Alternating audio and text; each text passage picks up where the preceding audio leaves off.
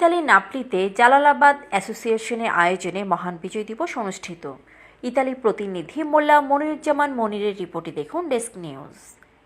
ইতালির নাপলিতে জালালাবাদ অ্যাসোসিয়েশন সান জোসেপ্পে ভিসুভিয়ানো শাখার আয়োজনে 20 ডিসেম্বর সন্ধ্যা 7টায় সান জোসেপ্পে ভিসুভিয়ানোর একটি হলরুমে মহান বিজয় দিবস উপলক্ষে এক আলোচনা সভা ও সাংস্কৃতিক সন্ধ্যার আয়োজন করা হয়। অ্যাসোসিয়েশন সান জোসেফ শাখার ভারপ্রাপ্ত সভাপতি আব্দুল শুকুর আবদুল্লার সভাপতিত্বে ও সাধারণ সম্পাদক আব্দুল খালিকের পরিচালনায় আলোচনা সভায় প্রধান অতিথি ছিলেন জালালাবাদ অ্যাসোসিয়েশন ইতালির সহসভাপতি গৌসুদ্দিন।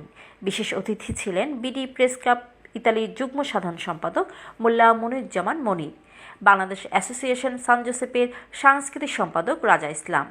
আলোচনা সভায় অন্যান্যের মধ্যে বক্তব্য রাখেন জালালাবাদ অ্যাসোসিয়েশন সান জোসেফ শাখার সহসভাপতি সানু মিয়া, এনামুদ্দিন আহমেদ, হাফিজুর রহমান শিশু, মুমিনুল্লাহ মামুন, অর্থ সম্পাদক বুলবুল আহমেদ, সাংগঠনিক সম্পাদক মুজিবুর রহমান মুজিব, দপ্তর সম্পাদক জাহেদ আহমেদ, হাসান আহমেদ সম্মানিত সদস্য, সহ সাধারণ সম্পাদক জুবের আহমেদ জেবলু, সাংস্কৃতিক সম্পাদক মিলু মিয়া, সাহিত্য সম্পাদক জাফর আহমেদ সহ ত্রাণ বিষয়ক সম্পাদক মইনুর হোসেন, সদস্য আব্দুস সামাদ রুনু প্রমুখ।